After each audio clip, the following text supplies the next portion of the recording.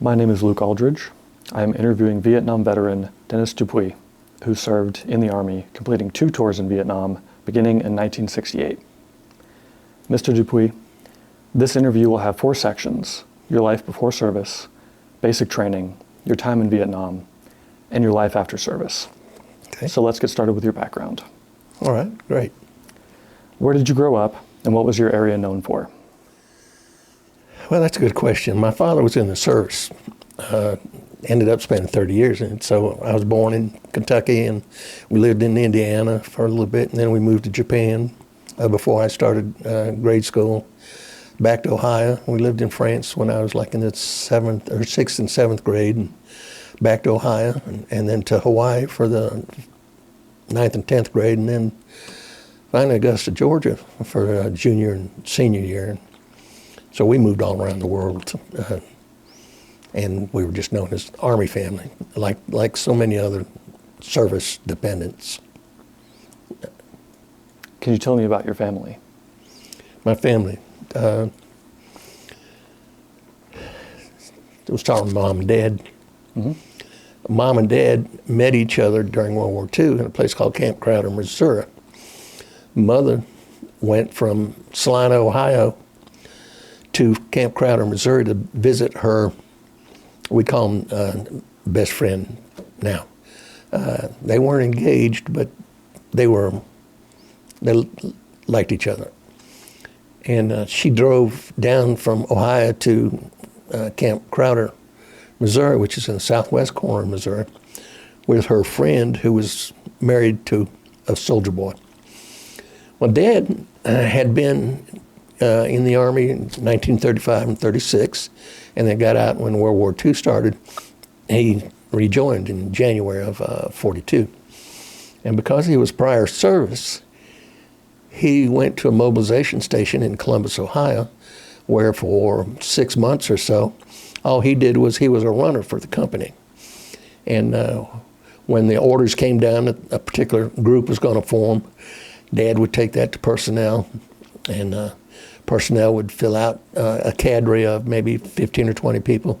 He'd take it back to the mobilization company, and they'd call guys down, and they'd send them off to whatever fort they were mobilized at. Well, Dad rejoined the Army to fight in the war. And he was getting a little bit tired of being administrative in the States. So he put his own name on the mobilization list and ended up going to Camp Crowder. Because he's prior service, he had a little bit of rank. So when Mom's boyfriend, and when that company showed up, when the 200 or 300 guys showed up to train, Dad was walking out the gate one evening, and he saw this fellow Jim Roebuck, who was a private in his unit, talking to a nice-looking girl. So Dad struck up a conversation with him, wanted to know if that was his wife. He said, "No, just my girlfriend." And, "Where's she from?" "Ohio." "What's she doing down here?" And women weren't allowed to come on post. They had to meet him at the main gate. So Mom was standing at the main gate one night waiting for Jim to come so they could go out on a date. And this sergeant shows up and comes to my mother and says, "Are you waiting for Jim Roebuck?" And she goes, "Why, yes, I am. How'd you know that?" He says, "Well, he's got duty tonight, and he knows how much you wanted to go out, so he's asked me to take you out, and he wants to make it up to you tomorrow night with dinner and dancing." And my mom said, "Okay, we'll go to the movie." So they went to the movie, and Dad reminded her that, okay, tomorrow, same time, same place, and he wants to take you to dinner and dancing. Well, the next night, Mom shows up, and Dad goes, "I'm sorry, he's got KP tonight." Dad was giving him extra duty and making dates with Mom, and about 6 weeks later, Mom and Dad got married, and then he shipped out to the South Pacific, and didn't come home till I think it was October of 45. He had so many points that he was he could come home quicker than a lot of the other guys did. And so they got married and was stationed in different places, and that's how Mom and Dad met. My father was born and raised on the Indian reservation in Kansas. we're members of the Iowa tribe of Kansas and Nebraska. Iowa tribe of Kansas and Nebraska. That sounds kind of different, but our original domain was what becomes the state of Iowa and part of Missouri and part of Minnesota. And through the years, it just got smaller and smaller, and we ended up on reserved land that is on the border of Nebraska and Kansas. So we, like the Cherokees, we have one band, one part of the tribe that's Kansas, Nebraska, and one part that's in Oklahoma. And Dad's military service was World War II, Korea, and Vietnam.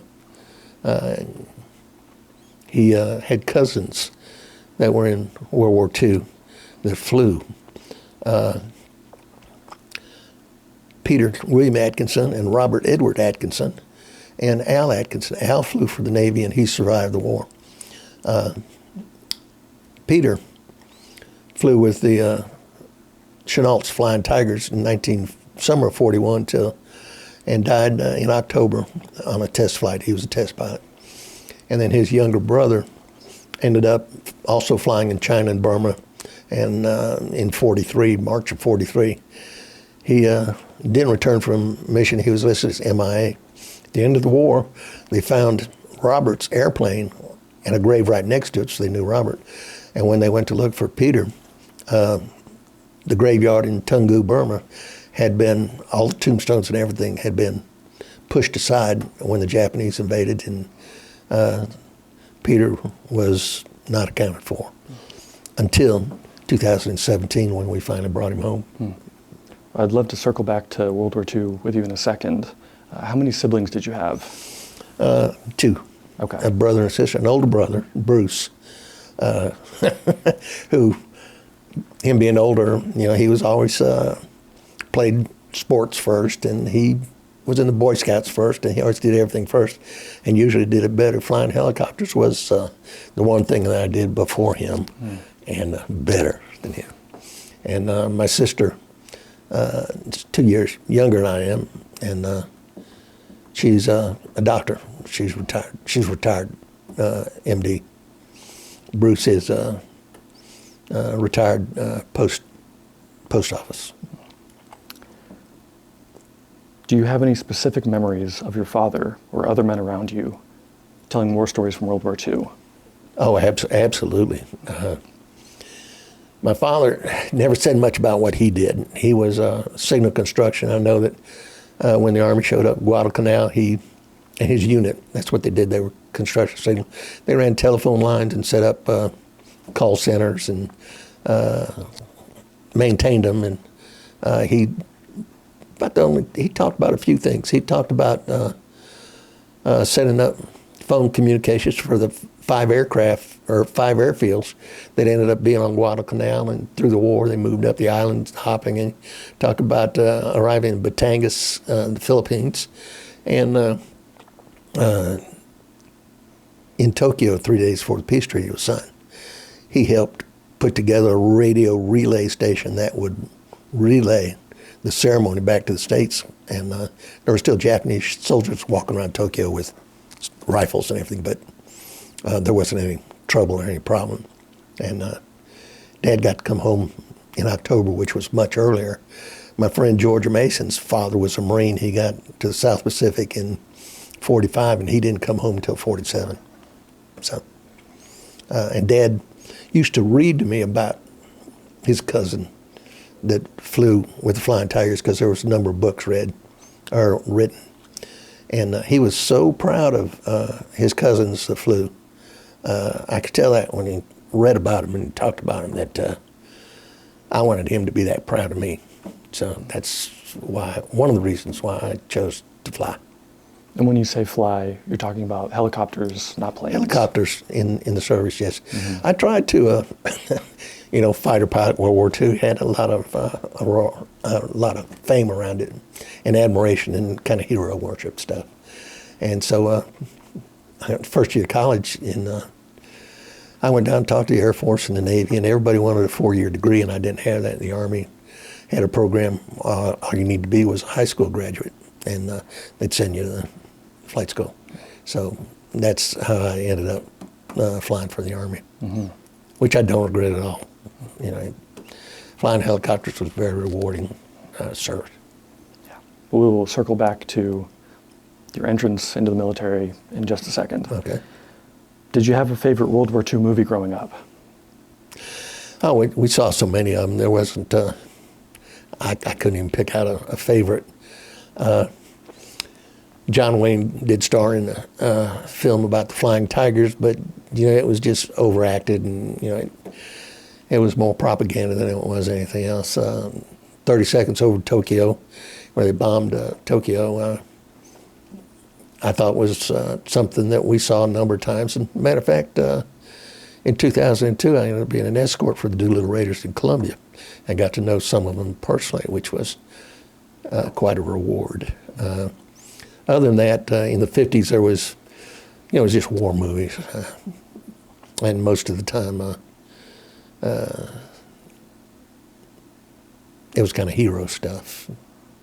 But no, other than that, you know, there were so many of them. There were just so many of them. Mm-hmm. Between that and cowboy movies.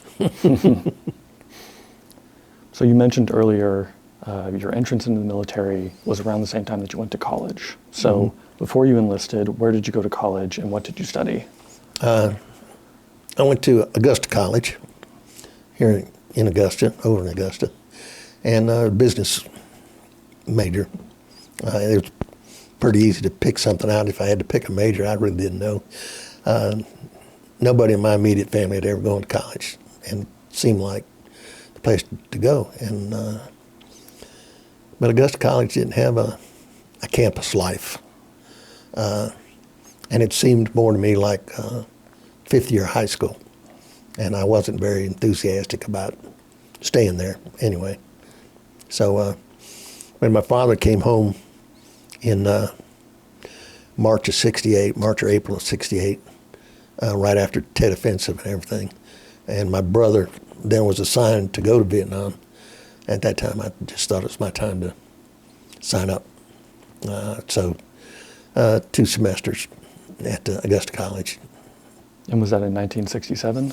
It was fall of '67 and the spring of '68, from September '67 to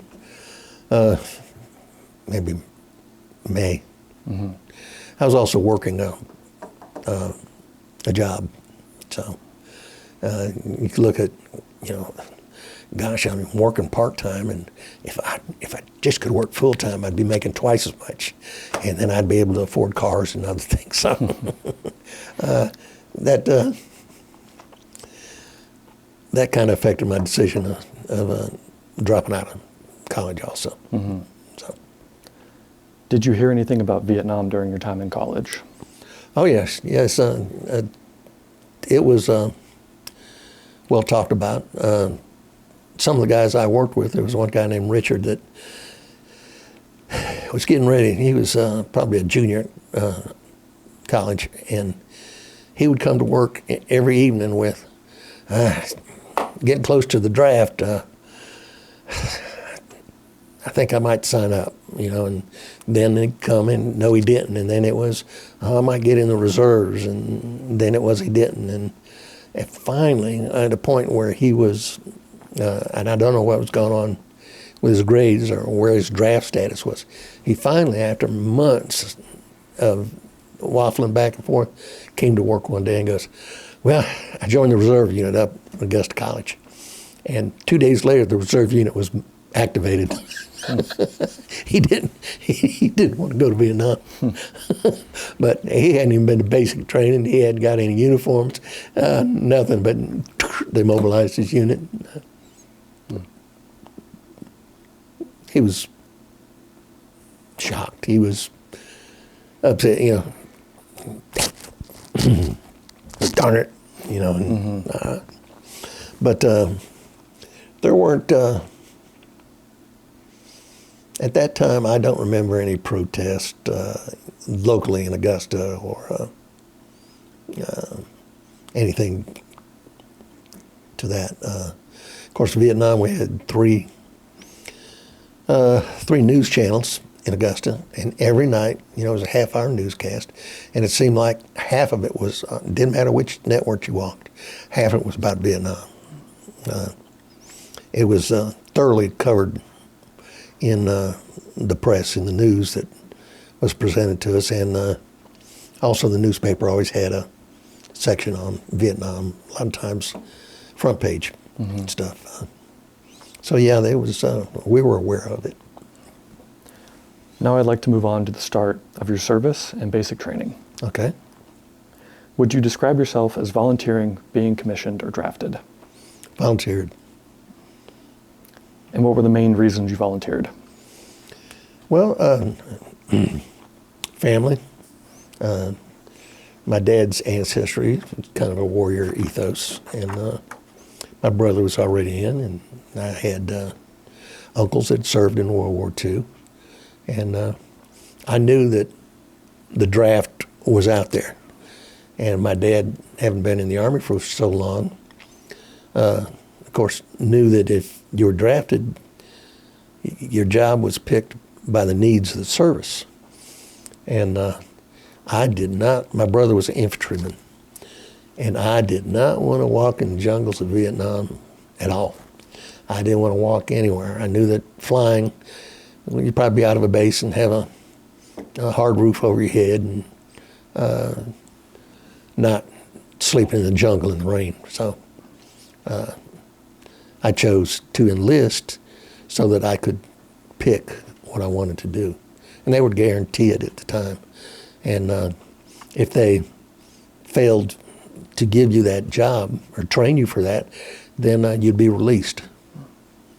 Well, of course, then you'd probably be drafted shortly thereafter. But yeah, I joined. And did you expect to go to Vietnam? Yes. Flying helicopters, yes. We had a cousin-in-law's brother that flew helicopters that ended up at the hospital at Eisenhower. And we would go out to visit him while he was recovering. And he did go into great depth about it, but I thought he was a pretty cool guy. And it kind of reaffirmed that, yes, that's what I want to do. Could you talk about your dad's and brother's service in relation to Vietnam? Oh, yeah, yes. My brother, we'll start with my brother because that's really where Dad's Vietnam service begins. Joined the Army in 1965. He went to basic training at Fort Gordon and advanced training at Fort Gordon. And during the advanced training, his drill sergeant thought he showed some leadership ability and told him about the officer candidate school, and that how in a period of time, I don't know, 4 months, 6 months, he could be a lieutenant. And Bruce was interested in that. So this sergeant got Bruce to apply, and the sergeant and Bruce were going to go to the same class. Well, my father, at the time, 28 plus years in the military, knew what the probability of a young infantry second lieutenant surviving Vietnam was pretty low. And so Dad volunteered to go to Vietnam. He thought that by the time, the year that he would serve there, that the war would be over. There was this saying said to some of the government folks were saying they could see the light at the end of the tunnel. And Dad and Mom both thought that it'd be over by the time Dad served, and then Bruce wouldn't have to go to Vietnam as an infantry guy. So that's how Dad went to Vietnam. And again, he was in the Signal Corps, and he ran telephone exchanges. And can I just say one other thing about that? Mm-hmm. He could do stuff like take a toothpick and block a number, and then that number would call him back, and it would be quartermaster guy, and you'd go, "Hey, my phone's out. I'm calling you from Marine." "Who is this?" Dad knew exactly who it was. And he says, "Well, this is Sergeant so-and-so down at quartermaster." And Dad said, "Okay, well, give me your number, and we'll try to get it fixed in, when I can, maybe 3 or 4 days." "Oh, no, I got to have my phone right away." And he'd go, if you can get my phone fixed today, I've got a case of steaks down here that I can. So Dad had been around the Army long enough to know that his job in Vietnam was not going to be out in the jungle, that he would be in a more secure area. And he did that. Bruce, when Bruce arrived in Vietnam in April of '68, and by August, and he was a military advisor to the South Vietnamese in two corps around Dak To, Kon Tum, and Can something or the other. And Bruce worked with the Vietnamese every day. That's what he did. And in August, he was wounded and medevaced by Dustoff 37 Mike Reinhardt to Pleiku to the 71st Vac Hospital, where Bruce met his nurse, Ann. And then the second time Bruce was wounded, he had the same nurse. Of course, he'd seen her in between those times. And then when they came back to the world, Bruce and Ann were married. So that ties in his wife also. And she was, forgive me, Annie, 10 years older than my brother. So being 31 at the time, seeing 18-year-olds who, you know, even when you're 31 and a little bit more maturity, especially for a woman, her heart went out to every one of them as there's a kid. And when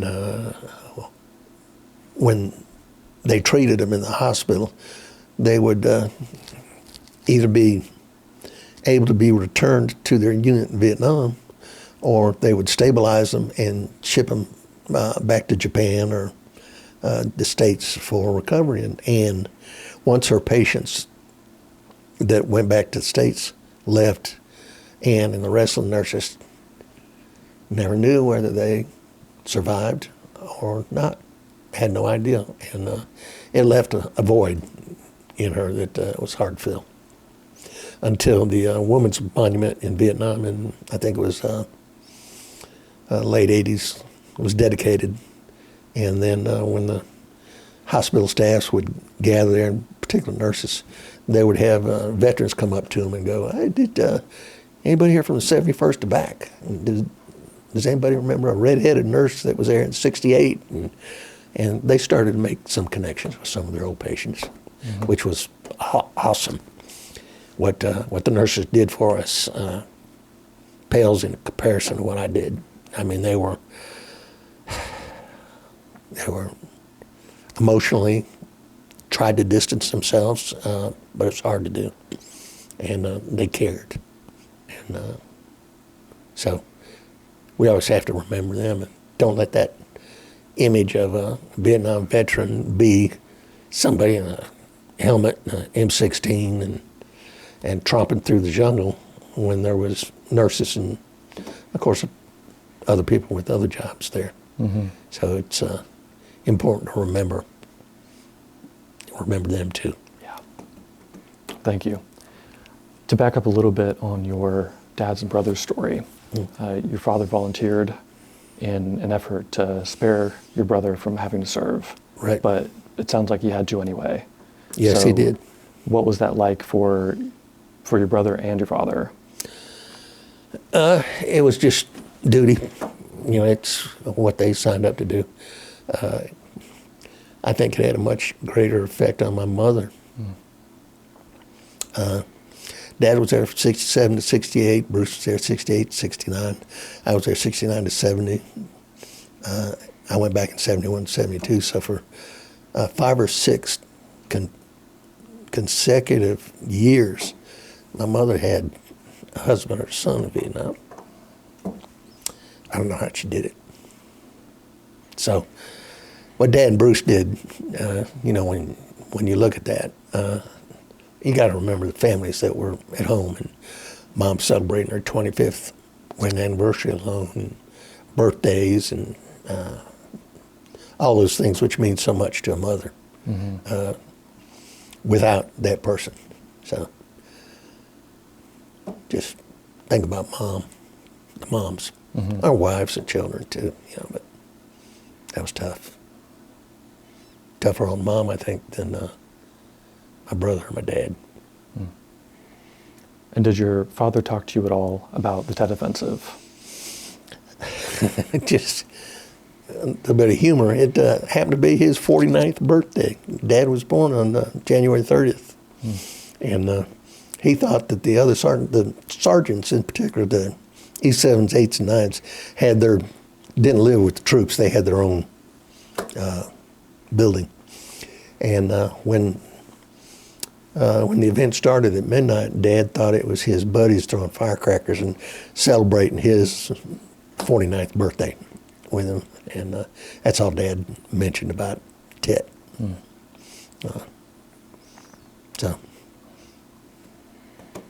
So, back to your story. What, if anything, did you know about the country of Vietnam before you enlisted? Before I enlisted? Yes. Where it was, that it was covered in the news, how that it had been a French colony, that there had been a war of rebellion, so to speak, against the French.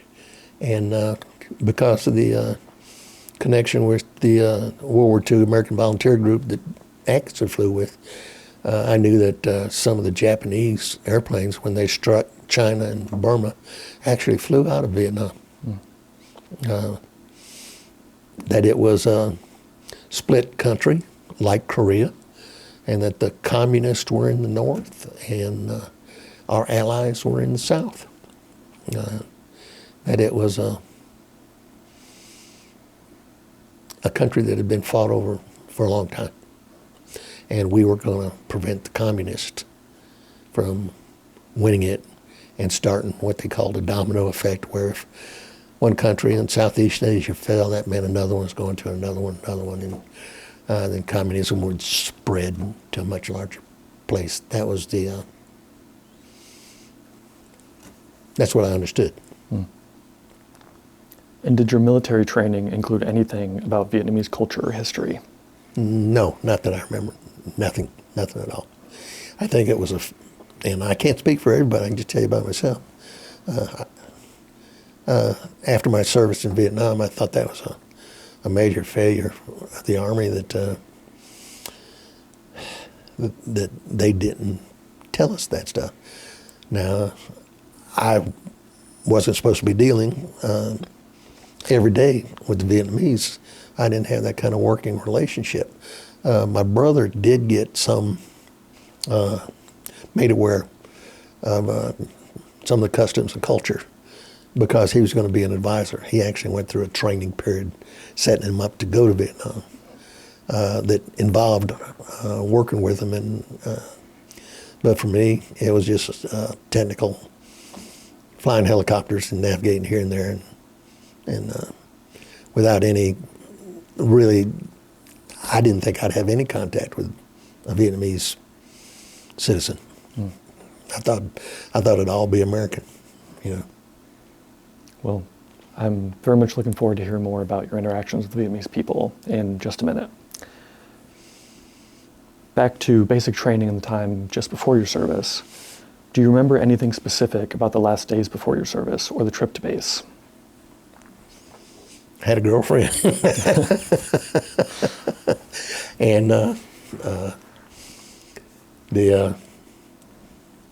you say before my service? Mm-hmm.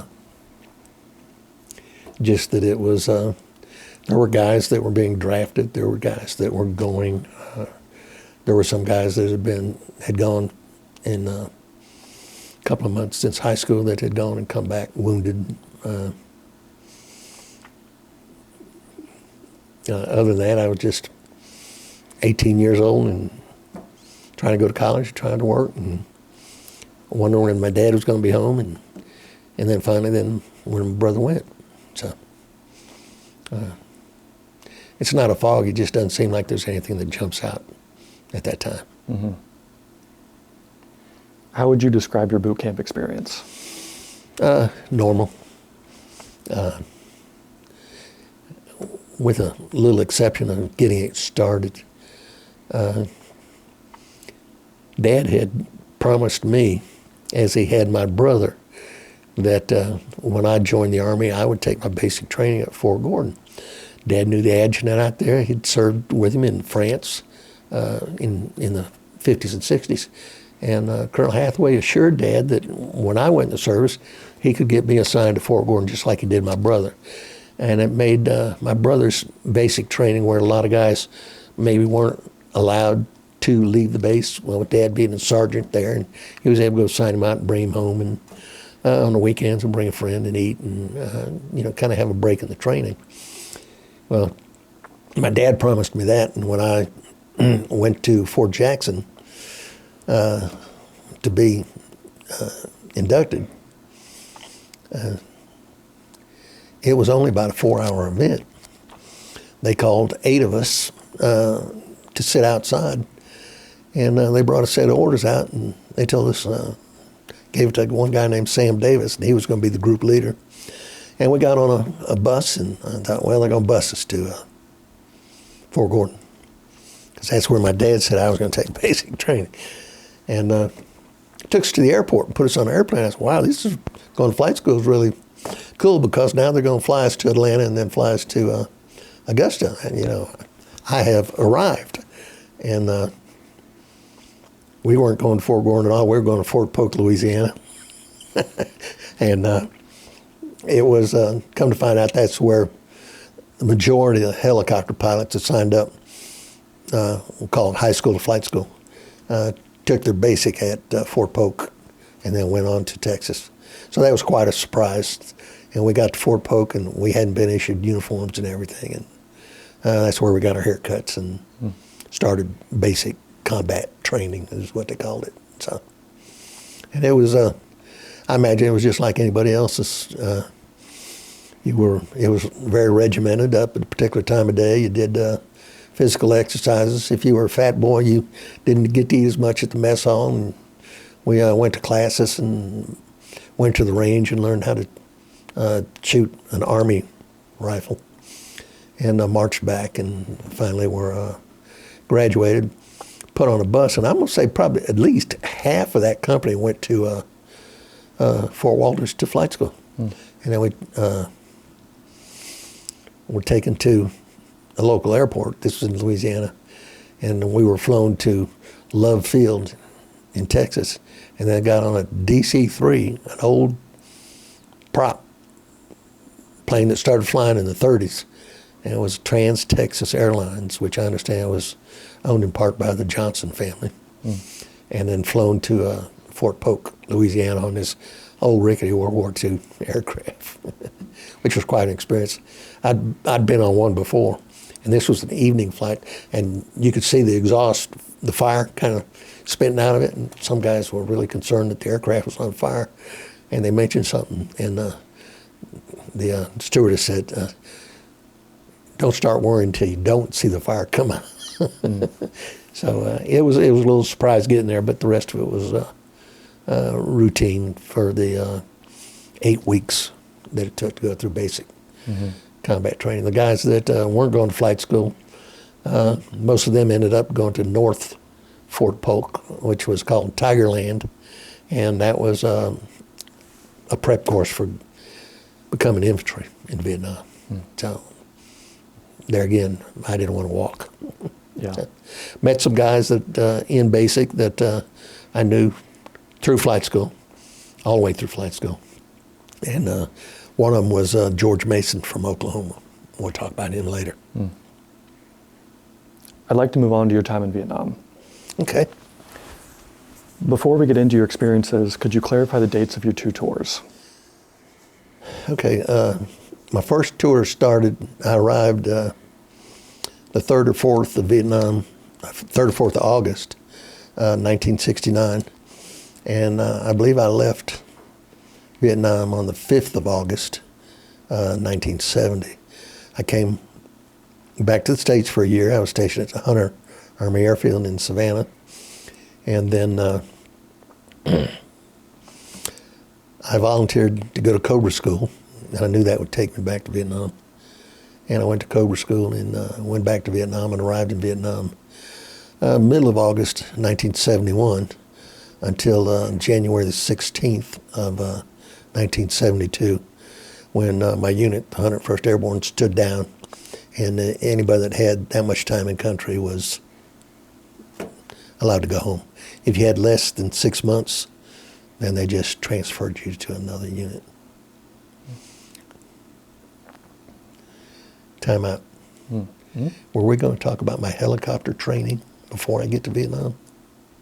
I think we can, if you'd like to talk about that a little bit. Well, that's up to you. That's Yeah. a year or 9 months worth of Right. prep. So going. when you're talking about your time flying in Vietnam, if Mhm. there's things related to training that you want to bring up, that would be a perfect time for that. Oh, okay. Okay. All right. At this point, I think we're past that, and it would be very hard for Dr. Morris to kind of jump around. So, Okay. Did anything stick out to you about your initial flight to Vietnam? Yes, two things in particular. We had quite a celebration the night before I left, and I got drunk. And got on an airplane in Augusta, and Mom and Dad were there. And I was going to California. And went to Atlanta, changed planes. When we stopped in Dallas, the stewardess woke me up. Says, we're in Dallas. And I said, I'm going to California. And she says, okay. So I never deplaned. And we got to California, and I got off the plane, and I went down to the baggage check, and I was looking for my bags. And there was some military duffel bags, and that's what I had. And my bag never did come across the round. So I went to the lost baggage, and I asked them, and they took my ticket with the baggage claim number and stuff. And I said, where's my baggage? And the guy looked at it and says, your baggage is in San Francisco. You're in Los Angeles. So I was supposed to change planes in Dallas, but they ended up getting me there. And when I got there, some of my flight school buddies lived there, and his dad, who worked for Caterpillar Tractor, came out and picked us up, took to his house while we waited for our departure date, which sometimes was 3 or 4 days, and we in effect had a flight school reunion there. There were guys that were there that left the day that I came to Mr. Willingham's house, and then maybe 4 or 5 guys a day showed up, and then 3 or 4 days later I left. And they were very generous to, rather than staying in a hotel or staying on base, to come get us and take us and put us there. So I'm on the airplane, and we go through Alaska and Japan to get to Vietnam. And we get to Vietnam, we land, and it's, everybody's we're in Vietnam. The door opens, and this third world stench rolled in through the cabin of the aircraft, and the heat and moisture from the tropics rolled in with us, and that aircraft had already been shut down, and it was humid and hot. And a couple of MPs, military policemen, got on board, and they gave us a deplaning brief, and how we were supposed to move rapidly to a bus, and we would be taken to the replacement battalion. And it was, 15 miles, half an hour, 45-minute ride. And so when we did that, and it says, move hastily to it, don't delay. And so of course everybody was scared. And we did that, and we got on the bus, and they were Army buses, and they had this chicken wire over the windows. The windows were up, and they said that was to keep people from throwing grenades at you. And I took off through this third world country with people in rickshaws and 3-wheel Lambrettas and bicycles, and just a mass of humanity. And we just figured every one of them was BC, and every one of them had a grenade. And, they scared the hell out of us, but it was uneventful, But you just don't realize what you got. And after being there a while, we didn't notice the stench, but initially it was quite a shock. And that's 2 things about getting there on the airplanes that I distinctly remember. Would you describe yourself as being in combat, in the rear, or something else? In combat. being an assault helicopter pilot, that was our job, our primary job was to take combatants into a landing zone so they could engage the enemy. Yes, combat. Could you talk a little bit more about the kind of work you were doing? You mean flying? Mm-hmm.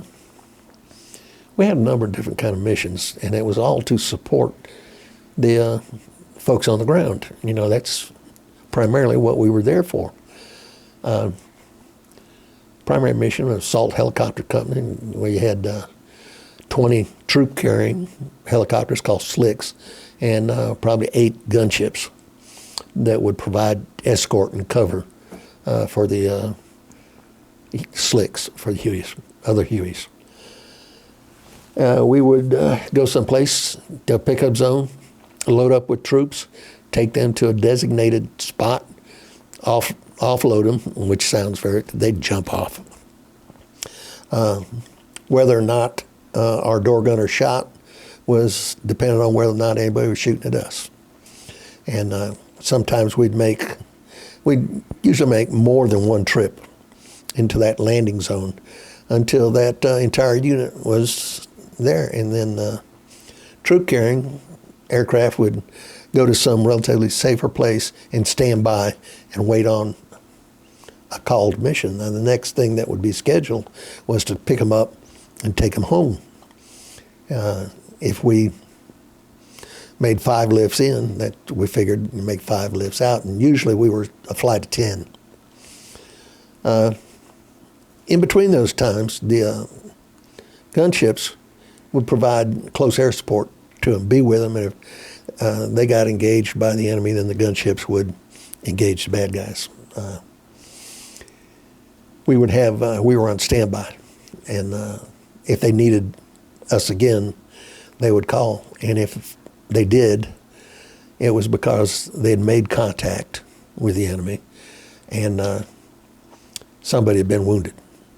And 1 or 2 ships, depending on how many were wounded, would have to go out and pick them up and take them to a medical facility. If the contact was heavier, we would perhaps bring some replacements and pick up more wounded folks.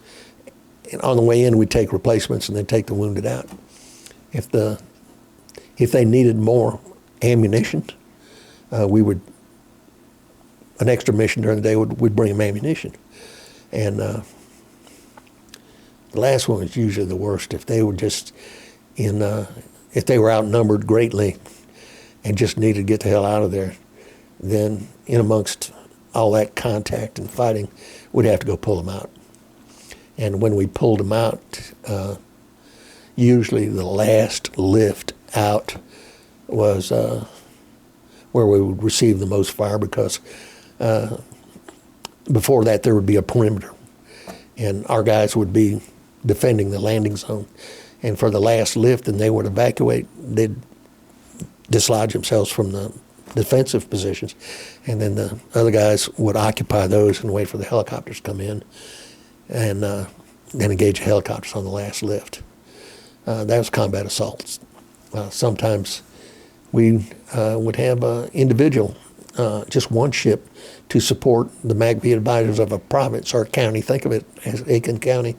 And we'd go to the headquarters and pick them up and make what we called a mail run to all the outposts and fire bases that they had, to bring mail or bring a replacement, or to bring somebody that had been on R&R, or to pick up somebody and bring them back. It was like a bus.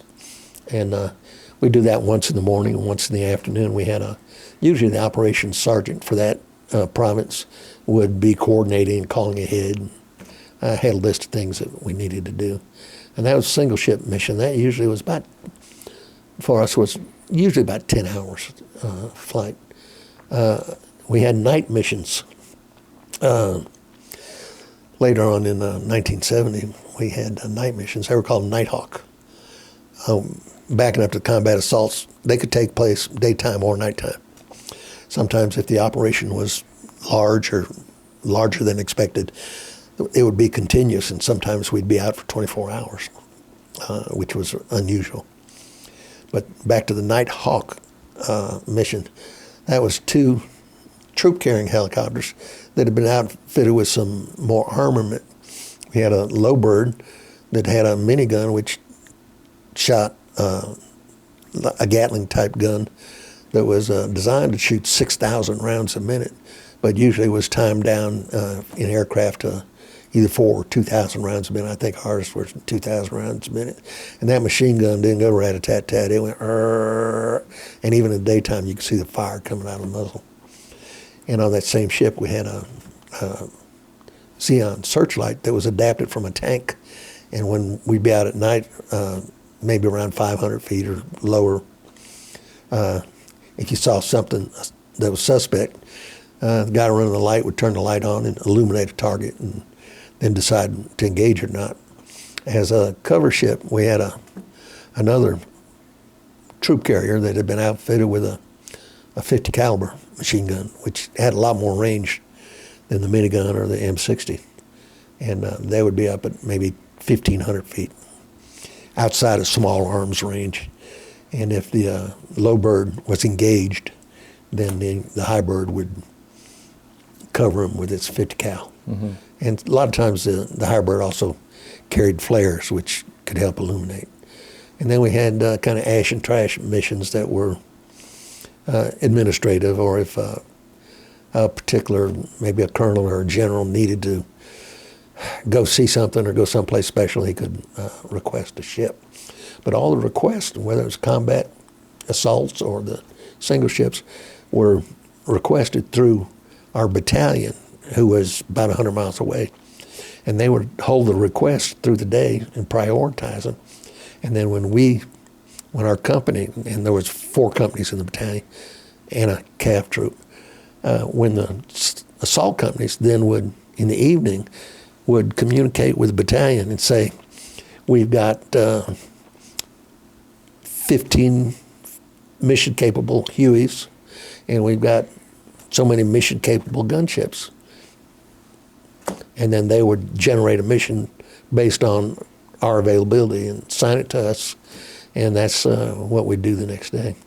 So some days it was just combat assaults, and other days it was a mix of things. And the air crews, and when I say air crews, I want to say that all the things I did as a helicopter pilot, I couldn't do without an air crew in the back, crew chief and a gunner. I couldn't do it without the guys that refueled and rearmed us. I couldn't do it without the guys who turned wrenches on the aircraft during the night.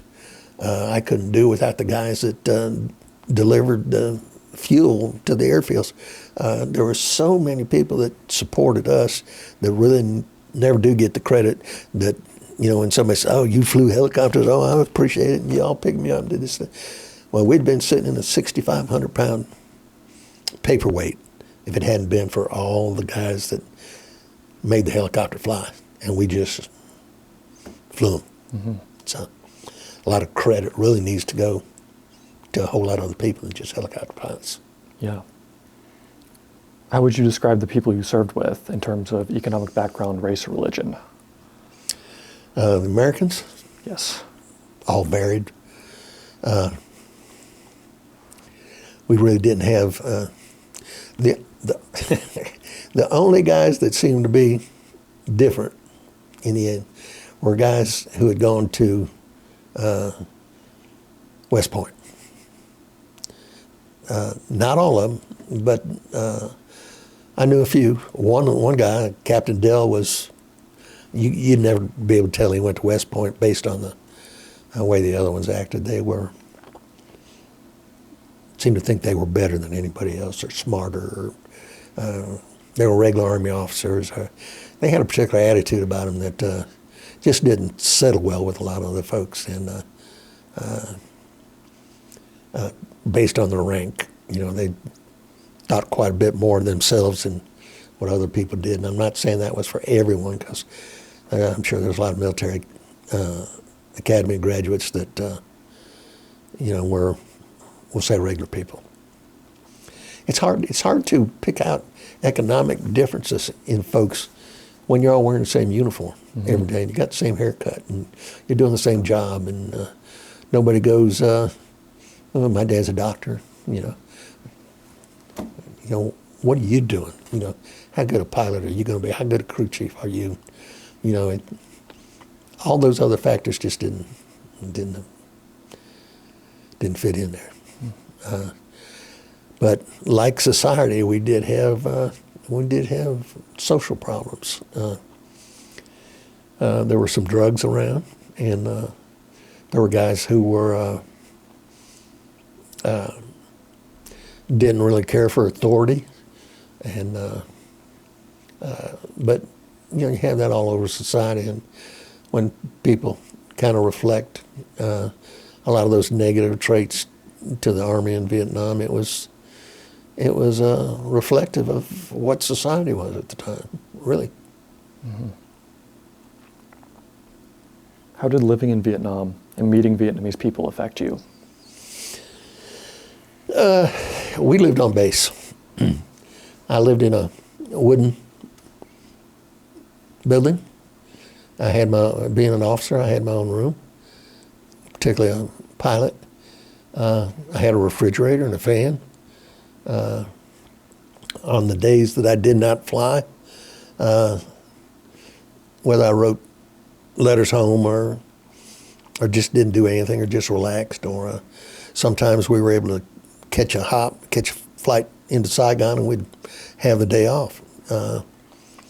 My exposure to, so it was pretty easy life.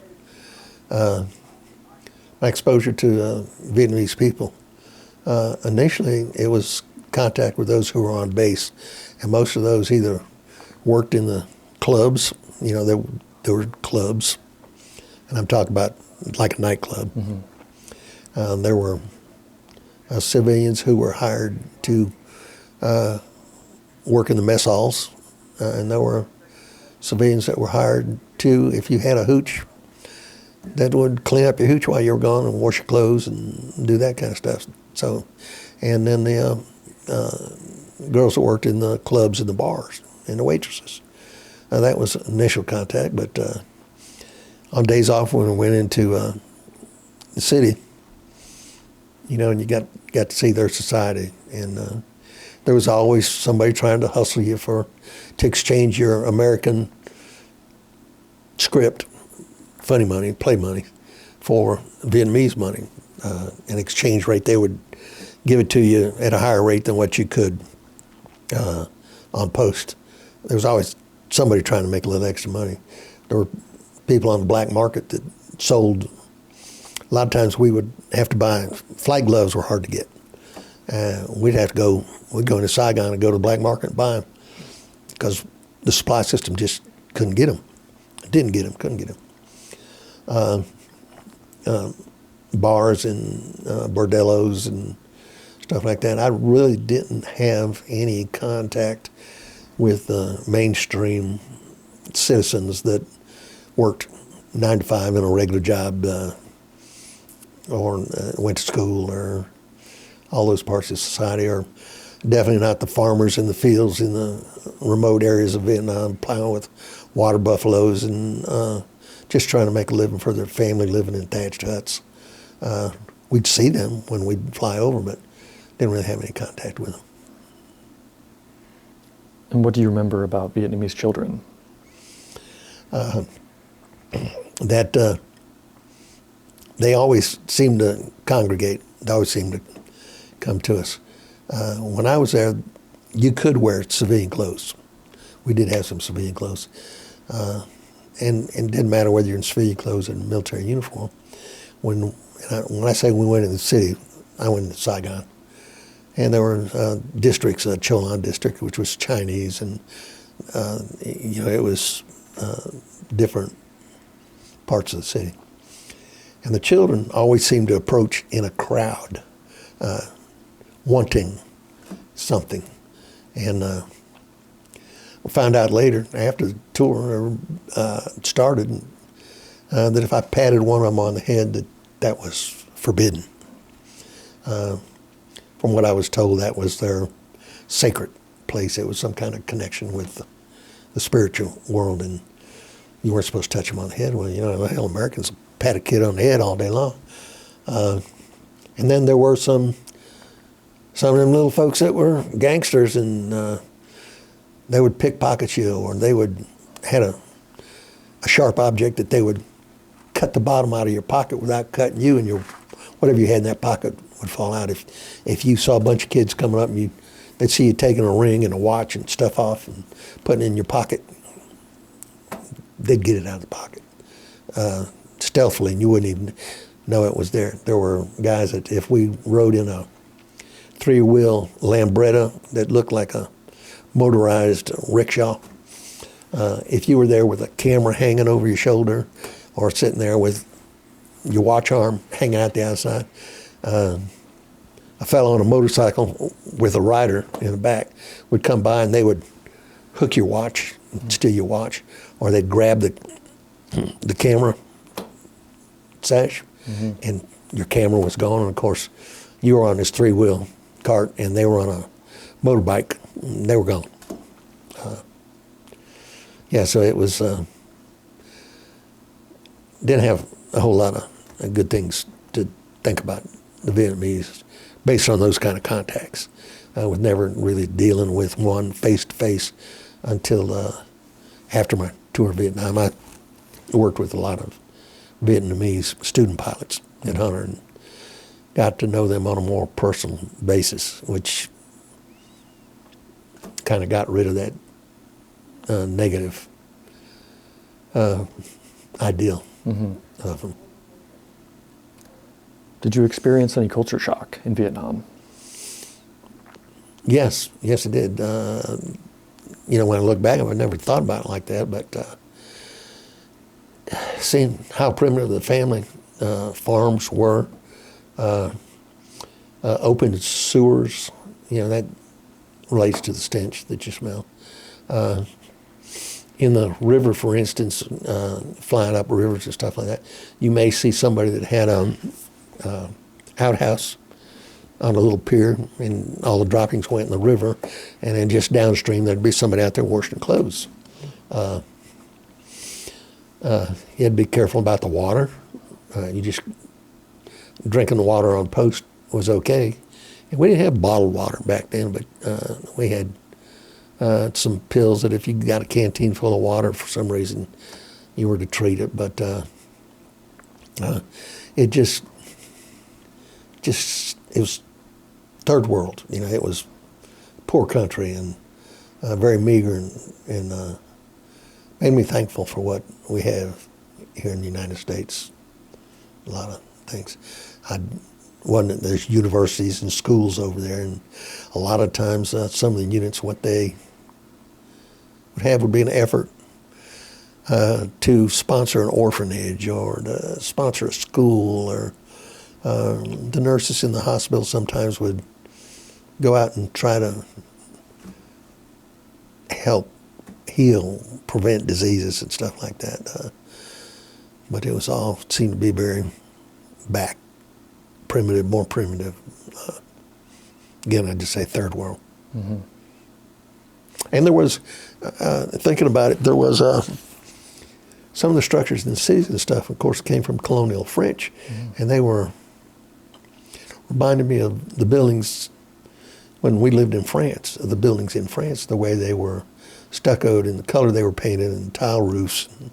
And you could see this French colonial culture that had been there. That now, of course, some of the Vietnamese were in those buildings and using them, but the difference between that and the rural thatched huts and boats, people that would pole them. If you had a motor, it wasn't like an outboard motor that we had. It was a motor with a very long shaft and a prop. And, they fished, and they had fish traps in the river. And it was third world. Mm-hmm. It was Asia. It was Vietnam. It wasn't the exotic Orient that we grew up. That was portrayed in some of the movies and stuff. You know. There was a place that we went to a time or two called Vung Tau, which was French called Cap Saint-Jacques, and it was the French Riviera of Vietnam. Mm-hmm. Big houses, big hotels, beach, a lot of European influence there. Mm-hmm. And that was like going to another country there.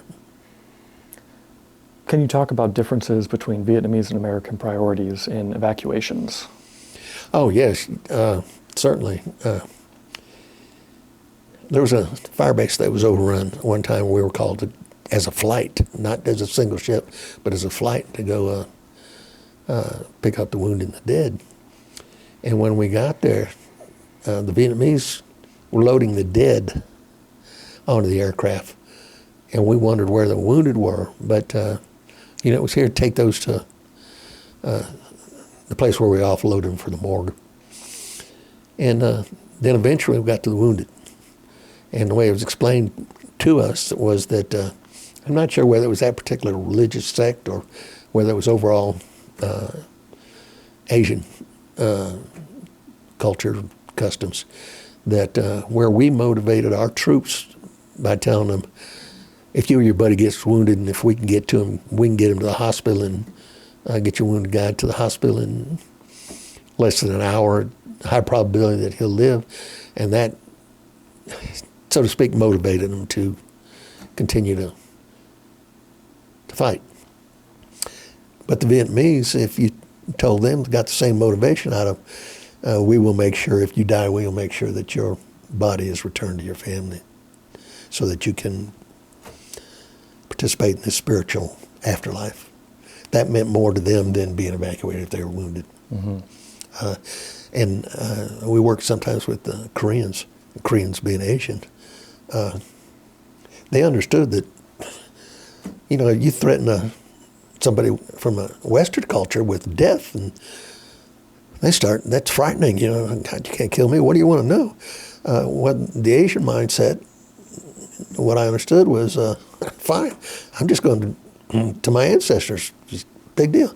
But if you threaten to cut off a body part and feed it to the dog or some other part where their body wouldn't be complete when it came time for them to go to their spiritual afterlife, that was a hindrance to them. Mm-hmm. So, American guy, I'm going to cut off your finger if you don't tell me something. Okay, cut my finger off. I'm going to kill you. Wait a minute, or I'm going to kill your kids or your mom or dad or something. But with that Asian culture, that was just the opposite. And in order to deal with them in that situation, you had to know what was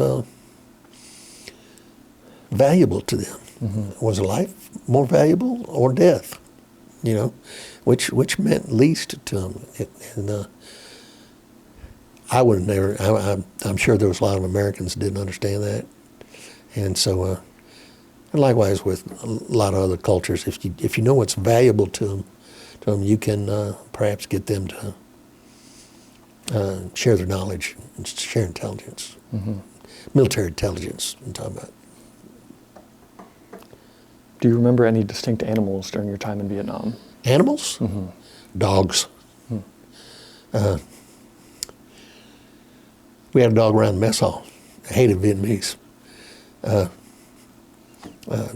know my brother served some time in Korea and they ate dogs. But, a dog in an American camp was a puppy, a friend, a pal. It was a food source to them. Water buffaloes. I always thought of water buffaloes as being wild, and although there were some herds of them that I saw, they were domestic animals, beasts of burdens who helped plow fields and move heavy loads, and I like that.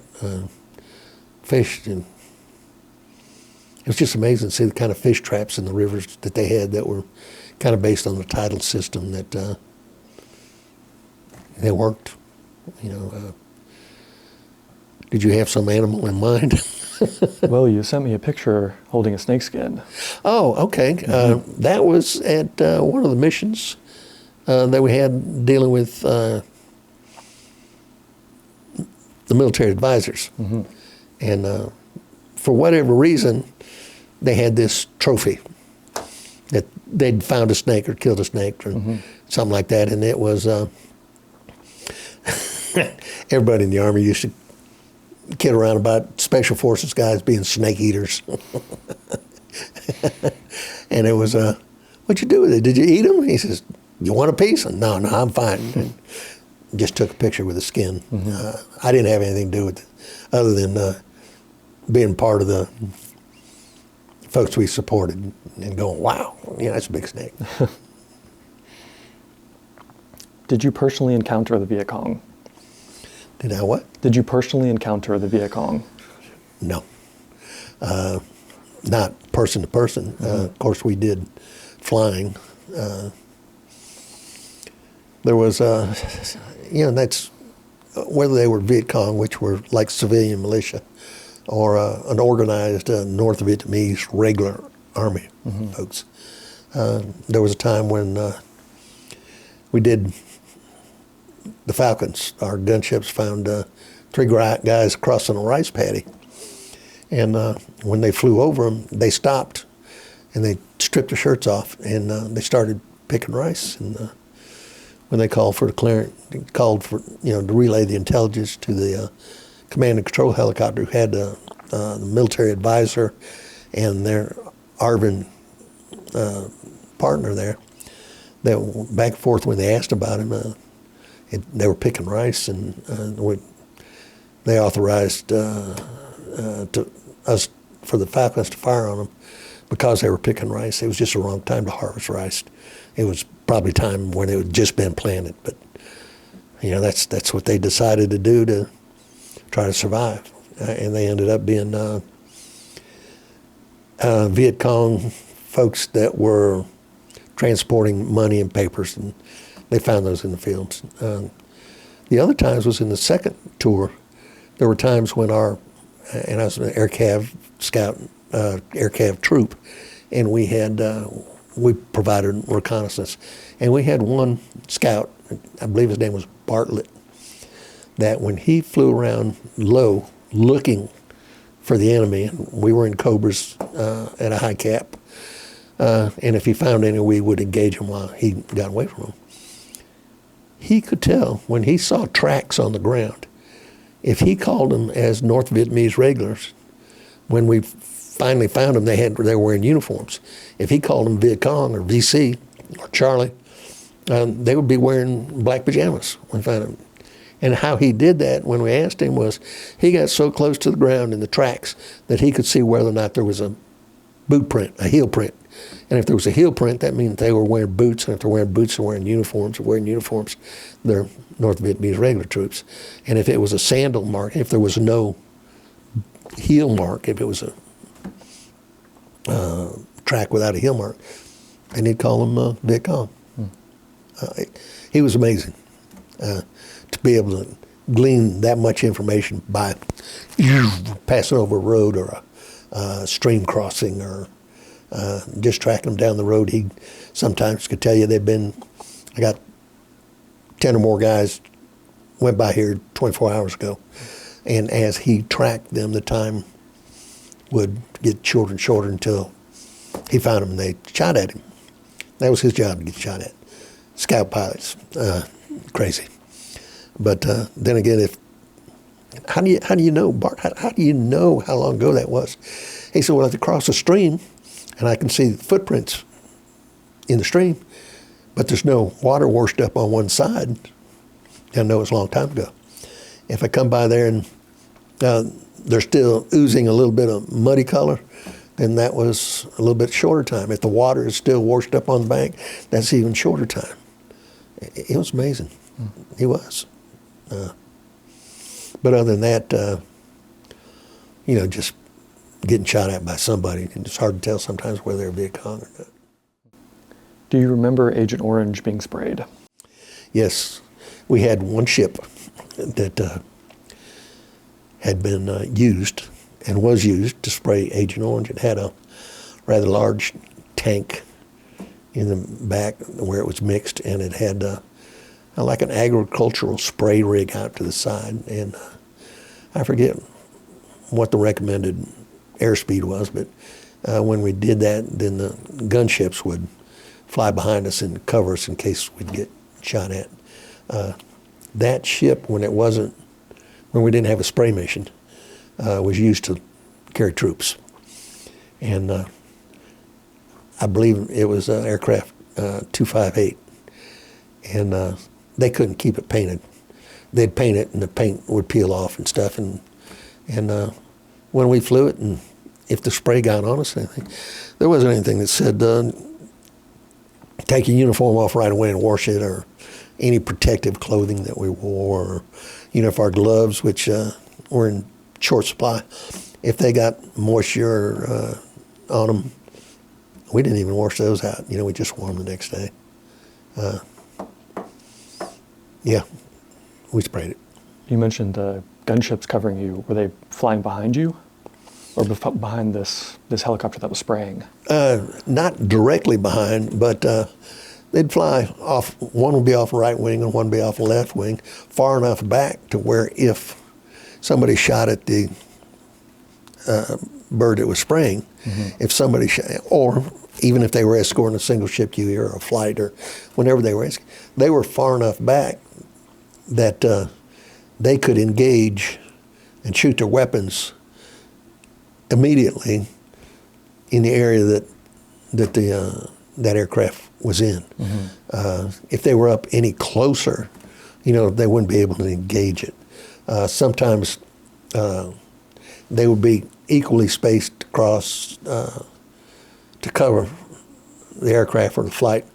And if you took fire from the right side, the guy on the right would immediately engage, and the other guy would come up and get ready to cover this guy when the initial gunship made us run, and when it broke, usually to the right, when they broke, then this gunship covered his break by engaging the area where they were getting fire, and then this guy would turn around and climb up and try to be in a position to cover this guy when he broke, until the flight or the aircraft that had been shot at was out of danger. Usually 1 or 2 runs, and of course folks were far enough away where they wouldn't be engaged again, or they may, if they're still continuing to be engaged, this guy, the second guy, may cover the initial break and then turn and cover the flight, while this guy climbed up and covered his break and continued to cover the flight. The tactics that were used by our Huey gunships, the B-miles, was quite different from what the tactics used by the Cobras were. Cobras usually started out at a lot higher altitude. The B-model gunships, or the Charlie model gunships, the Huey gunships, because they were closer to the same level, I felt a lot better covered, because they were close enough to where they could also take the fire that was shooting at us, whereas a Cobra, starting from a lot higher altitude, if their armament engaged the enemy, they broke a lot higher, and so they were no longer a threat, so then they would change the fire to flat. I felt more comfortable with the Huey gunships. So to get back to Agent Orange, were you concerned at the time about Agent Orange being sprayed? Nope.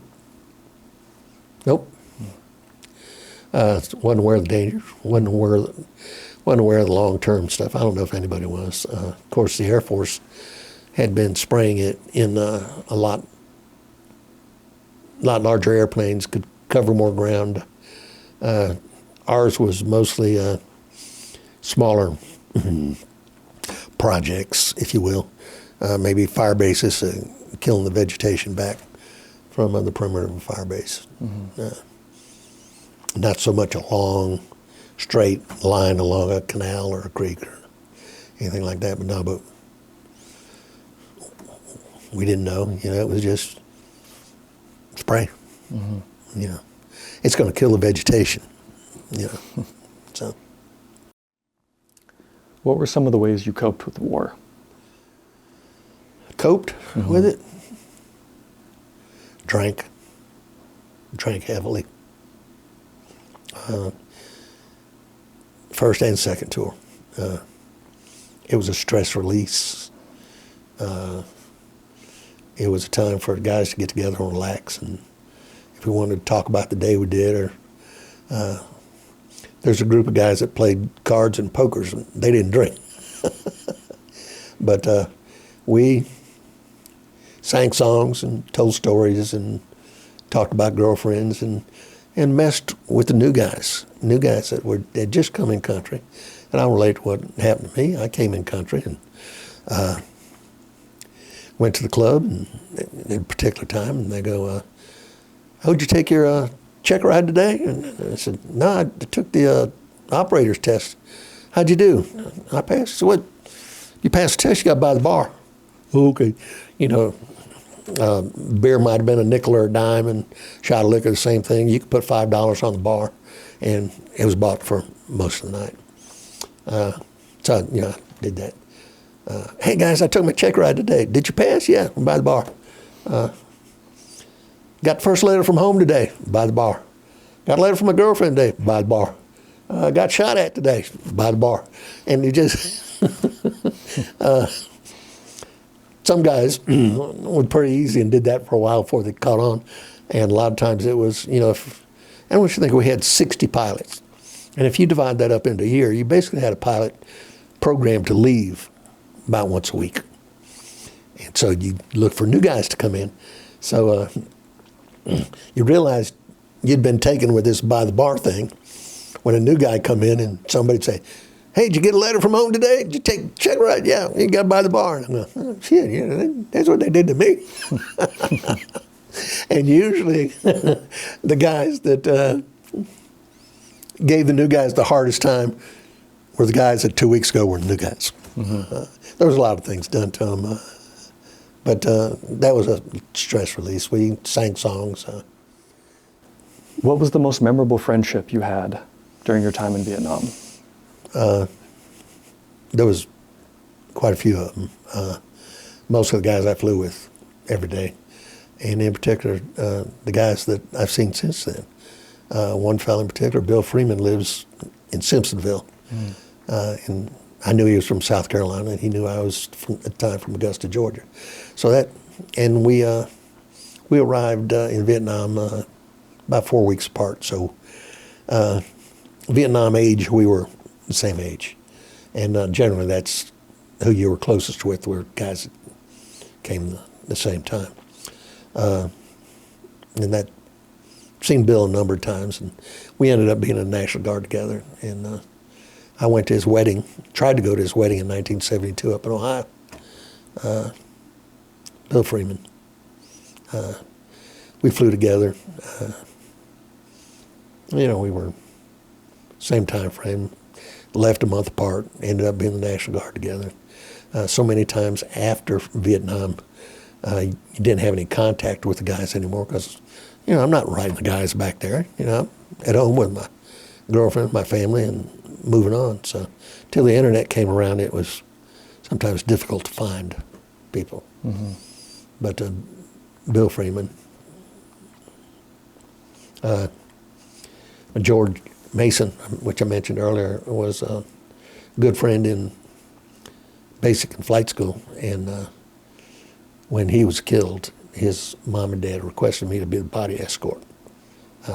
We were good friends in high school, but we were separated quite a bit in Vietnam, and I developed a close relationship with his mom and dad after bringing them home. So, who did you write to or receive letters from while in country? My mom and dad, of course, I had a girlfriend, and that was probably the most important one, the one I looked forward to the most. But that only lasted from August till October. Mom and Dad promised and did write me every Sunday. I got a letter once a week from my mom and dad, which was looked forward to and regular, and it gave me a routine. The next one would be Mr. and Mrs. Willingham, whose house stayed at in California before I came over. And he told, Mr. Willingham told everybody in the class, when you get to Vietnam, get an address, write and tell me what it is, and tell me where you're at. And when we did that, Mr. Willingham, who worked for Caterpillar Tractor, had his secretary put together a newsletter about once a month. And the first one came out, and and amongst other things, and thank everybody that come by. And Dennis is in Vietnam, and my son is in Vietnam in the 3rd to the 5th. And Gary Tamiet is in the 3rd to the 5th. And he let us know that on this big base there was about 7 of us. So when we had time off, we could go look for each other. Mm-hmm. He also, when somebody would write and tell him that a classmate had been killed, he would include that. And both his son and Gary Tamieti were wounded and ended up going back, and he kept us updated on them. And anybody that would write Mr. and Miss Willingham, they would put it in this newsletter and send it out to us. And with a lot of the bad things that are said about Vietnam and how people felt, and a lot of times California is stuck out there by itself, Mr. and Miss Willingham were great. And they also invited everybody, on your way back home, stop by, we'll do it again on your way home. And but I came through McGuire, New Jersey. I didn't come through California, so I didn't get to see him on the way home. Mm. And of course, family, brother and his wife, who were Vietnam vets, they probably the best gift I got was, and I don't know how Bruce did it, but he shipped me a box of apples from Washington State. And I'd go out in a day and I'd take 1 or 2 of the apples with me, and it was a big treat. So. What was your most expensive or frequent purchase at the PX? Most expensive was a camera, 35 millimeter camera. A lot of times we'd be out during the day flying missions and stuff. We'd come back in and tell, hey, the PX got a shipment of watches in. And of course, it'd be late in the day or maybe the next day before we got over, and all the good stuff was gone. But the most expensive was a camera, 35 millimeter camera. Now, my brother picked up a Rolex watch for $95 at the PX when he was there. And he tried his darndest to get me to buy one or order one through the military catalog stuff. But, hell, I was 20 years old. I wasn't spending $95 on a damn watch. I should have. Some of the guys bought cars while they were over there. They would order cars and pick them up when they got home. I didn't do that. I waited until I got home.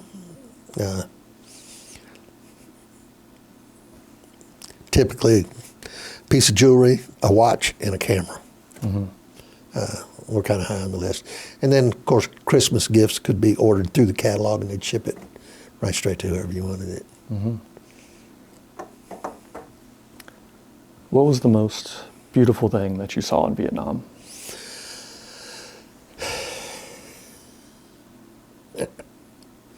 I'd have to say 1 or 2 things. Nature-wise, it was when I was in I Corps, flying with the 101st in the mountains. There were waterfalls that had to be 200 or 300 foot tall, jungled sides of hills, and looked very peaceful. But then you go a little bit further and you come across a valley that was bomb craters and everything else. But some of the countryside was absolutely gorgeous. And there was when we were in Vung Tau, there was some ladies there that were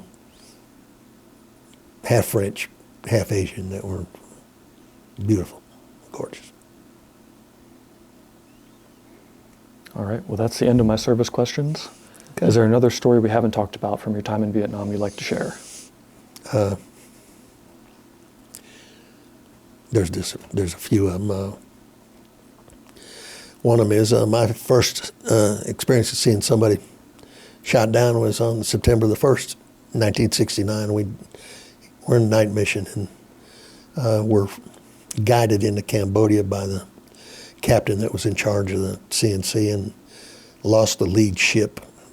It was shot down when we were at about 150 feet, and it was actually Cambodia. We weren't supposed to be there. And, there was yellow-green tracers that just filled that aircraft full, and the flying off it, we were Chalk 3 and what was off its left side at 45 degrees. And of course, I hadn't even been there a full month yet. I was a co-pilot, computer pilot, and I was guarding the controls, ready to go on the controls when the aircraft commander if he was wounded. And my eyes were on the aircraft that was being shot, and it hit it in the engine. And it was like a bottle rocket going off. There just pieces and hot parts and stuff at night. Looked like a bottle rocket just spewing out the back end of that. And engine quit, and they hit the ground and just burst into flames. We landed, and the troops jumped off. Maybe some of them were shot when getting off, and our gunners were shooting, and the Cobras were suppressing, and we left. The glow of the burning aircraft that lit us up, and felt a little bit safer as we flew out of that light into the darkness. Felt a little bit safer, and then got altitude and went back. There was an advisor named Michael Burns that was wounded that night and died later. And it got to be really complicated being 1st of September of '69 and having a Huey shot down in Cambodia. It influenced the way I thought about stuff the rest of my time in Vietnam, and the 4 pilots that didn't get shot down. All the American crew survived that, believe it or not. And the pilots that weren't shot down were really bitter about the captain taking us to that place when we found out later that he knew that automatic weapon was there. And so shortly after that, I was transferred to another unit. In that other unit, the Cowboys flew quite differently. We did a medevac mission where the crew chief was awarded the Silver Star for jumping out of the aircraft and going and getting a guy and putting him on board. Robert Luke, he lives in Arizona. February the 4th, we had aircraft go down, and I picked up the 4 survivors from it, took them to the hospital, and when we got back to Bearcat that morning, it was sunup. When we got back, we'd been gone for over 24 hours. We had 16 hours of flight time, which was an awful lot. The crew chief was post-flighting the aircraft, and he came to me and he called me back and said, "Dennis, just look at this. Tell me what you think it is." And it was a mark on the underside of our rotor blade from the gunship's tail rotor. We'd had a mid-air and survived. There's not very many people that have mid-airs in helicopters and survive.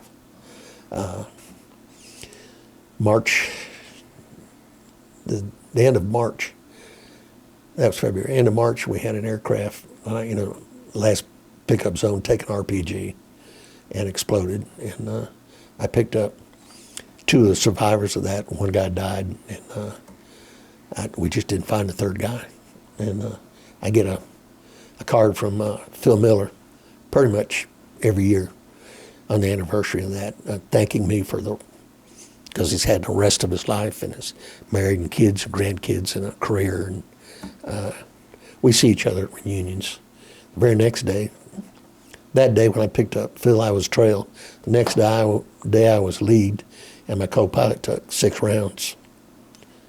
Nobody else, well, some of the troops on the back were hit, but Goldsmith took 3 rounds on the way in and 3 rounds on the way out, and he survived. May, we participated in the Cambodia incursion, which was quite an operation. It wasn't D-Day, but as far as helicopters are concerned, 1970, there was a whole mass of helicopters that we went up the Phnom Penh River and secured the ferry crossing from Saigon. And during that time, I also had an engine fire with a guy named Frenchy Dumont from Maine. And we survived that. During that month of May, George Mason was killed, and his mom and dad requested me to bring his body home. And then Mr. and Mrs. Mason, after we buried George, gave me an envelope, and I had been extended 2 weeks to take care of some personal business by the major from Fort Sill. And so I asked Mr. Mason what he needed me to do. I wanted to get started because all I wanted to do was get back to the unit to my guys. I was one of the senior pilots at that time, and I just wanted to get back to the guys. And Mr. Mason pulled out an envelope from the jacket that he was wearing at the funeral and handed me an envelope that had him and his wife had bought a round-trip ticket from Oklahoma City to Augusta, Georgia. And he said, you go see your mom and dad. And then when I got back, I found out that one of the guys new to the unit was from Oklahoma, the same county that George was from. And he wrote his mother, and his mother knew Miss Mason, and Miss Mason knew her. And a month or so later, Crummer and I had enough time to become an aircraft commander, and by that time I was a scheduling officer, and I scheduled him to fly his first mission, and he was dead by 12 o'clock. It's 20 years. I was 20 years old. So, second tour, I flew with two guys that had gone to flight school with my brother, and I thought by volunteering to go to the 101st that I'd be working entirely with Americans, but most of the American ground troops had been pulled out, and so when we did our reconnaissance, primarily from Quezon to the Ashaw Valley, we were out there by ourselves. We always brought a Huey along. We had a Scout, a Loach, two guns, and a Huey that flew, I don't know, 3,500 to 4,000 feet. So he had line of sight radio communications with the unit back home. And if anything happened to any one of the other three aircraft, no questions asked, we wanted him to beat us to the ground because we didn't even have artillery coverage out there. We were just eyes and ears of the division. So, and they also had a club. Guys drank and sang songs, and the unit stood down in January of '72. And my mother and dad, because they were Army, they got the Stars and Stripes. And the Stars and Stripes had an article that said, the 2nd of the 17th comes home to Fort Campbell. And they sent that newspaper to me in Vietnam, addressed to the 2nd of the 17th Air Camp. But once they got 51% of the authorized strength at Fort Campbell, they called the unit home. Mm-hmm. That's what they called it. Okay. And then I got out and met my wife and had kids and family and lived the rest of the time. Well, on that note, I'd like to talk about your post-service life. Okay. So what relationship in your life was most changed by your service?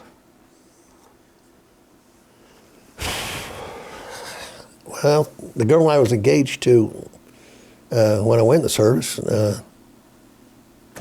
we didn't have anything to do with. She a couple of months in Vietnam, and what happened was what my dad predicted. I talked to my dad about marrying this girl, and he said, son, he says, don't do it before you go to Vietnam. He says, if your relationship can last a year, in your absence, it'll last forever. Well, it, I don't know, lasted 6 weeks, 8 weeks. She was young and vibrant and needed a social life. So that was a big effect, and of course,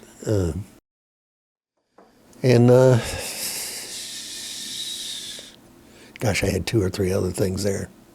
Ask me the question again. What relationship in your life was most changed by your service? Relationship with my sister, who protested quite a bit. And during that time, she seemed to be pretty strongly against everything. Now, today, me, somebody saying anti-war has a completely different connotation of what it did back then. Am I a pro-war person? Hell no. I don't. It'd be great if we never had to place people in jeopardy, but sometimes it's necessary. As strong as she felt about all this stuff, when Gulf War and stuff came around, she changed completely. Now she supported everybody. So I tend to think that it was something chic and popular that her and her friends did because it was popular attitude. And then when it was okay to support the military, then she changed again to what was chic and fashionable. So, and that and some other things. But yeah, my relationship with my sister was changed by that. Did you know any anti-war veterans? You know, you have to say chronologically, through the years it has shifted back and forth, and one guy who was more of a hippie than anything else, and it was a whole atmosphere of what he was. He was pretty cool to hang around and be with and laugh and that kind of stuff, but he wasn't really overtly, strongly anti-war, anti-military. He'd been a Marine. He just had a little bitter tour. But no. Who, since the war, have you talked to about Vietnam? Up until the 90s, we were all pretty much invisible. Didn't really bring the subject up. And it wasn't until after, 9/11 that the military service began by the general population, was noted and appreciated and applauded. And I think as part of my healing, I was able to be in the National Guard with many other Vietnam veterans. We were able to talk about it and sometimes brag about it or tell stories or at least have some release and without any criticism. And I think that helped a whole lot. But being able to speak about it to veterans organizations or to in the educational platform that my daughter helped with. My daughter's a school teacher in Bamberg, South Carolina. And when she started to cover World War II, she asked my dad to do a little first-person history of it. And Dad wanted to know, well, what do you want to talk? What should I talk about for an hour? Before the war, during the war, and after the war. And he took little pieces of mementos and stuff so that the children, the fifth graders in particular, could touch and feel and have something tangible to relate to what Dad was talking about. And then when Vietnam came along in the history book, which, for fifth grade, you can't dedicate a chapter to something like that. It's just kind of a page. And Amy had one uncle show up where the book said the war ended in 1973 when all the troops, combat troops, came home. And he had a friend that was killed in 74, 75. And he was irate because Amy was teaching the children that the war ended in 73 when there's still many deaths go till 75. And she kind of goes, got to teach what's in the book. And so we would talk to the kids and bring touchy-feely stuff and take questions. Amy has I asked Amy one time, I says, I've seen you do Dad, and your students had a lot of questions. I says, find out what their questions are based on what they've read. And this is fifth and sixth graders. And have them write the questions down, and I will try to, when I talk about it, I'll try to incorporate the answers. And of course, I couldn't do it with all of them. So what I did, I took those questions and I wrote an answer to all their questions, and so that Amy could give it back to them. And what she did was she made copies of it, and at home she's got, from that and a couple other classes, questions that they had that I wrote the answers to and tried to incorporate it. And so going from there and speaking to some veterans groups or on Veterans Day or Memorial Day, something like that, trying to share. It helps me heal, and I hope it can help educate other folks. I have something came up in my mind. It's welcome home stuff. We're going to ask me about the welcome home. Go ahead. I have a lot of veterans sometimes when I'm speaking remind me that they didn't get a parade when they came home. And I'm sure there's a lot of folks that didn't, especially after 9/11 when troops were coming back from Iraq and Afghanistan. It was kind of, well, we didn't get a parade, and it's too late, and, the hell with you.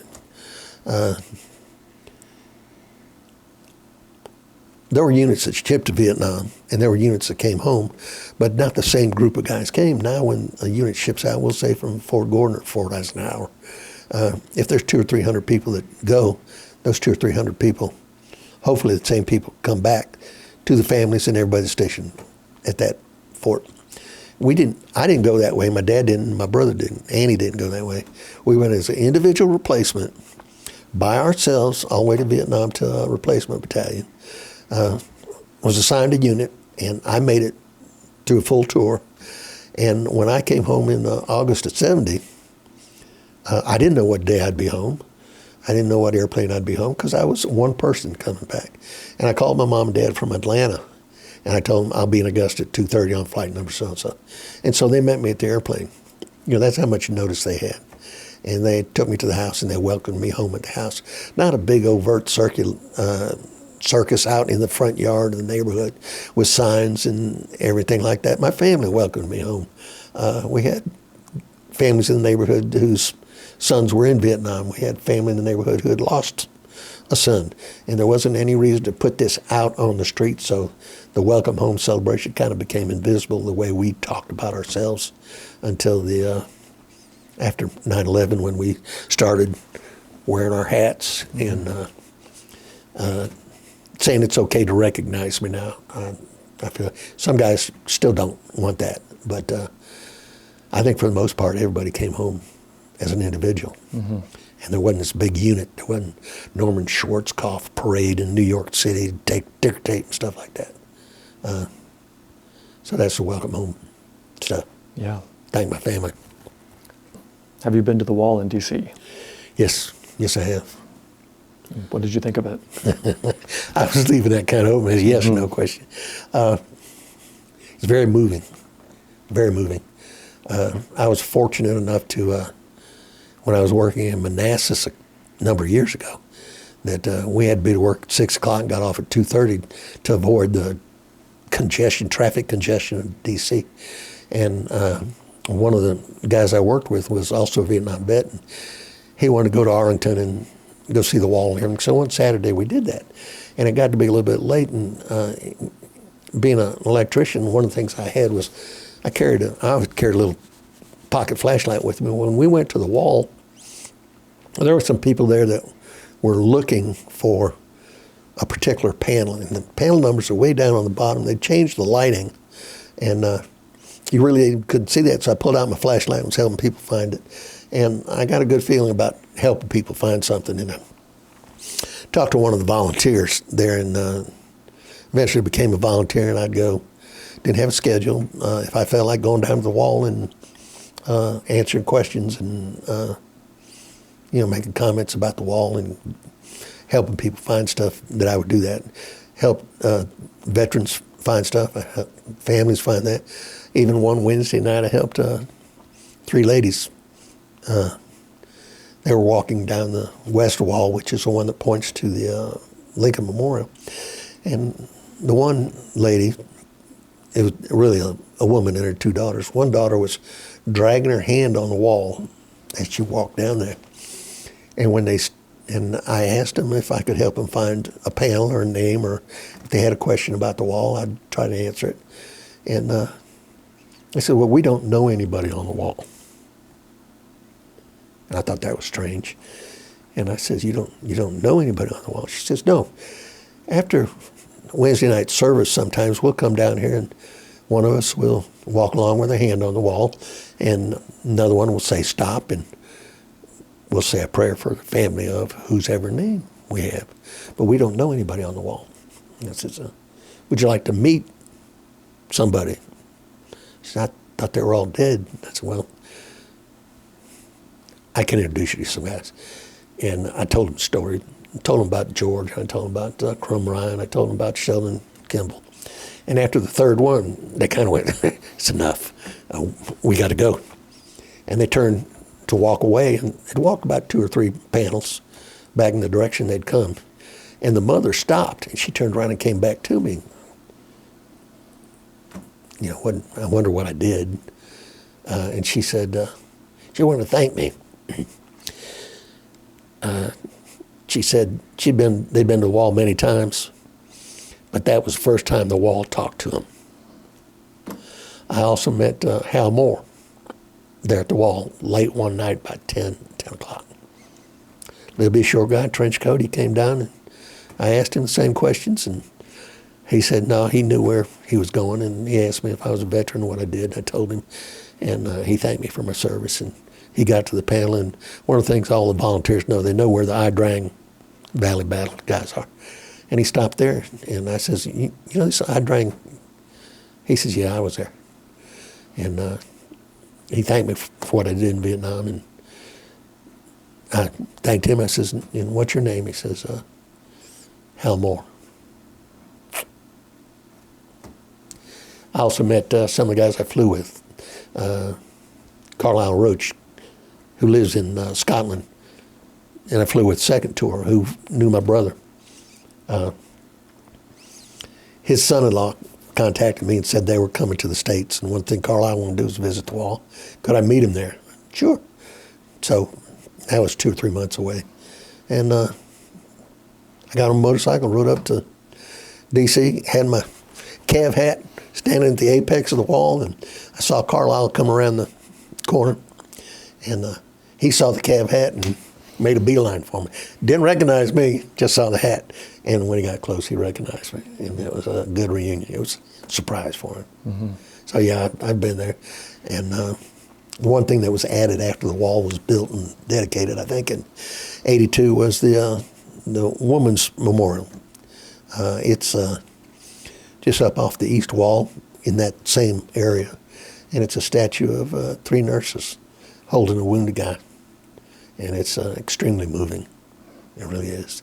If anybody hasn't been there and can't handle the wall as a veteran, a lot of guys won't go. It's too hard. Mm-hmm.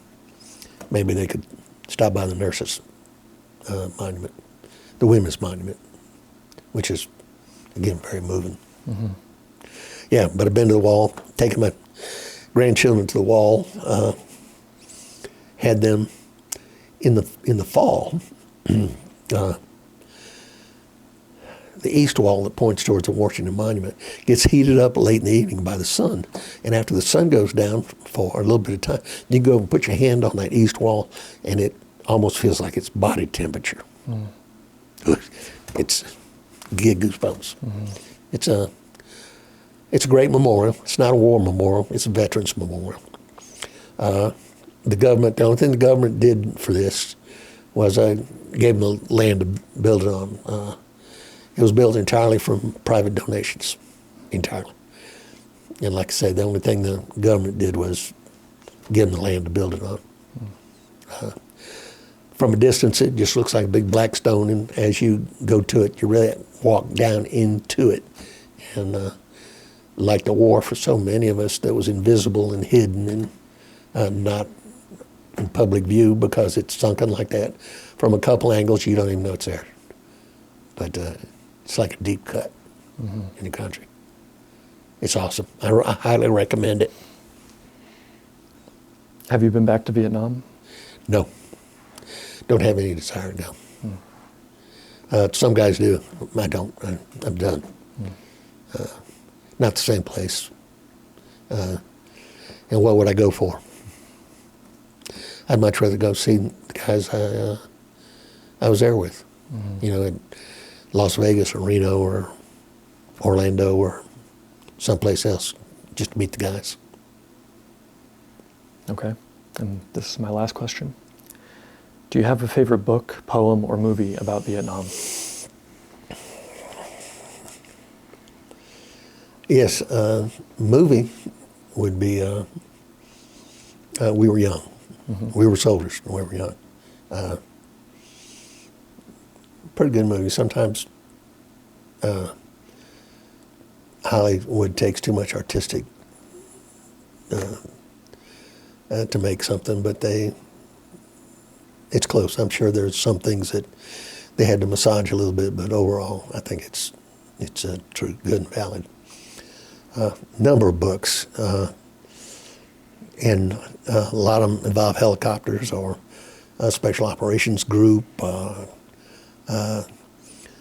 Hell in a Small Place, which deals with the Battle of Dien Bien Phu, where the French were defeated. But overall, I have to tell you that Dear Mark is something that is a little different. Susan Jemison compiled the letters that she wrote to her brother Mark during training and during Vietnam. And even after he died, she might need an older brother to talk to. And I think when he died, when Mark died, I don't know, 8th grade, 13 years old, something young, I think older brother. And even after Mark died, she might feel the need to write a letter and go, today was Mom and Dad's 25th wedding anniversary. We did, yeah. And she kept all those original letters and the one she added to, and somebody who knew that said, you ought to write a book. And so the book, one of the things in the book is they got a missing in action telegram before they got he's dead. The day the missing in action telegram came was her older sister's wedding. Her dad got the telegram, read it like Mr. Mason. He stuck it in his pocket, and he didn't bring it out till maybe the next day, till after all the joyous occasion was over. But Susan's book, Dear Mark, is about her trek to find out not how Mark died. They had a pretty good detailed description of the events surrounding his death, but how he lived. She wanted to make contact with the guys that were in his unit. Did you have any pictures of my brother in Vietnam? And what was he like? So she goes about now with the internet finding guys that knew her brother.